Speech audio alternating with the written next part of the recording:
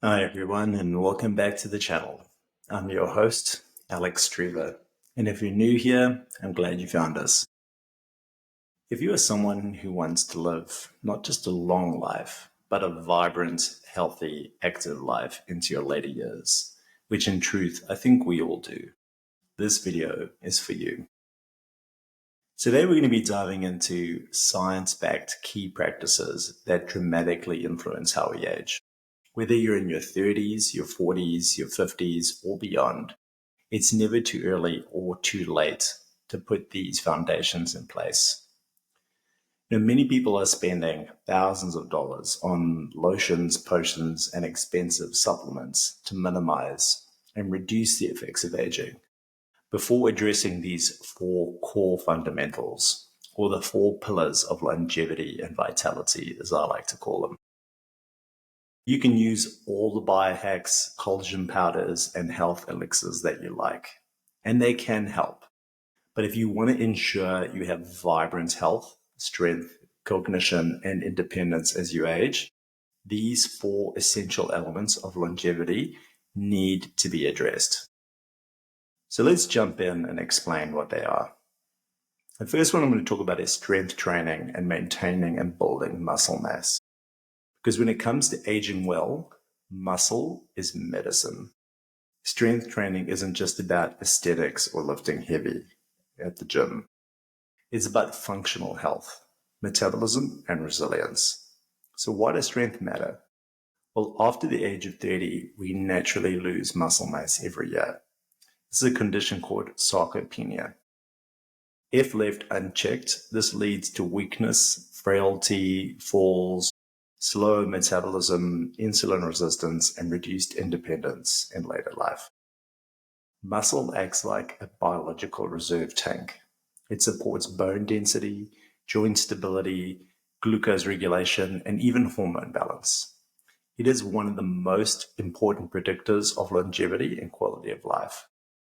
To build and maintain muscle, you need to make sure you're strength training at least 2 times a week, ideally 4 times a week, and focus on compound movements, things like squats, lunges, presses, rows, using resistance that's challenging but safe.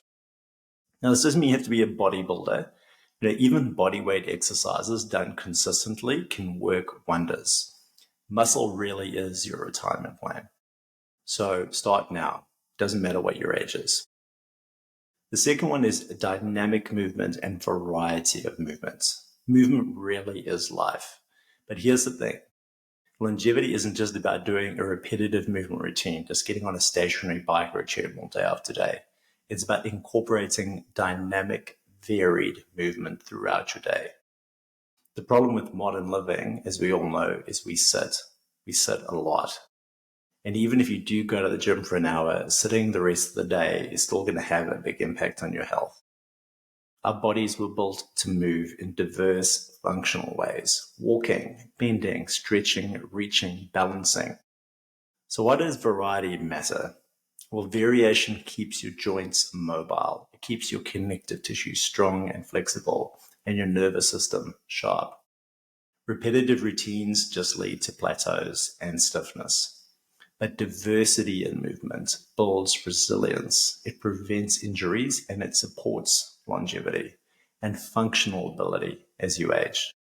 So try shake things up a little. Walk daily, especially after meals. Move dynamically as your body's designed to do. Dance, hike, stretch, play a new sport, play more sport, swim, do yoga. And try to take breaks every 30 or 45 minutes. If you have a sedentary job where you sit a lot, just try to stretch, every 30 or 45 minutes, stand up, breathe, just move for a few minutes. It can make a world of difference. And learn new movement patterns. Titrate a dance class or just do something you haven't done before. Try martial arts. Just keep your body and mind sharp. This helps to maintain your balance, your coordination, and even cognition. Motion and movement is medicine, and movement keeps your body young and your brain sharp. Now, the third pillar of longevity is sleep. Sleep is your body's built-in anti-aging system. This is where the real magic happens. When you sleep, cellular renewal occurs. Your brain clears out old waste through the lymphatic system. And key hormones like growth hormone and melatonin, which are crucial for longevity, are released. These repair tissues, they reduce inflammation. This is where the immune system resets, memories are consolidated, and cellular damage is repaired. So missing sleep completely shortchanges all of these processes. And chronic sleep deprivation, where it's ongoing for prolonged periods of time, accelerates aging. It causes hormone imbalances, especially with cortisol and insulin. It leads to weight gain and brain fog, and increased risk of Alzheimer's, heart disease, and even depression. So if sleep's an issue for you, there are several simple tips that you can take on board, and you can apply these straight away. First of all, we're going to be aiming for at least 7 to 9 hours for a start. Getting 4 or 5 hours a night is just not enough. But the key with sleep is consistency. It's having a routine schedule when you go to sleep. This can really help in terms of your circadian rhythm. So avoid screens 1 to 2 hours before bed. This is crucial. There's a huge amount of studies showing the disruption that blue light causes in delaying the onset of sleep and making you sleep more shallowly throughout the night. Try supplementing. Things like magnesium, particularly magnesium threonate and L-theanine, can really help with sleep. Or things like tart cherry juice can also be really helpful. And make sure the room is really dark and ideally cool the temperature down. The lowering of body temperature at night is a key signal for sleep. And if you love or drink coffee, as we all do, make sure you're not drinking caffeinated beverages later in the day. Don't have any coffee after midday. Sleep really is the superstar of longevity. Think of sleep as a nightly investment that you make in your vitality and your health. And the fourth pillar is stress, minimization or avoidance. If you can help to reduce and minimize stress, this is really key in supporting longevity and vitality. Chronic stress accelerates aging more than almost anything else and has a number of other ancillary negative effects it impacts on the body. If you're experiencing stress consistently, it elevates your cortisol level, which breaks down your muscle, it suppresses your immune system, and causes fat storage. Prolonged and chronic stress even damages the brain, especially the hippocampus, which is a brain region associated with memory and learning. And chronic inflammation caused by ongoing stress is a root cause of many other diseases. It also can interrupt your sleep, and it predisposes you to depression, poor digestion, and trouble with focus, attention, and even cognition. And it's not just about, big trauma, even low levels of daily stress for an ongoing period, things like emails, traffic, toxic relationships, these can accumulate over time and wear down your nervous system. If you feel that stress is an issue in your life, which I think almost everyone does, and I often see people struggling with this, there are some very simple but effective tools you can use to minimize the impact of stress that are backed by studies. The first one is breath work or meditation. Just 5 or 10 minutes a day on waking and before bed has profound effects in reducing the experience and feelings of stress. Next one is spending time in nature. There have been studies where participants in trials reported even allocating just an hour a week to spending time in nature had significant effects on participants in reducing their feelings of stress and anxiety. Another key one is practicing gratitude or journaling. Gratitude activates the brain's reward system, particularly the hypothalamus and the ventral tegmental area, which helps regulate stress and improve your mood. A 2003 study found that people who kept gratitude journals for 10 weeks reported higher well-being and fewer physical symptoms and lower levels of stress and depression compared to those who didn't journal.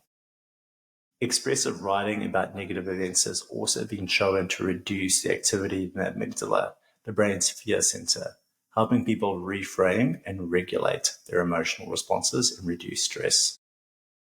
Next one is just laugh, connect, hug people you love.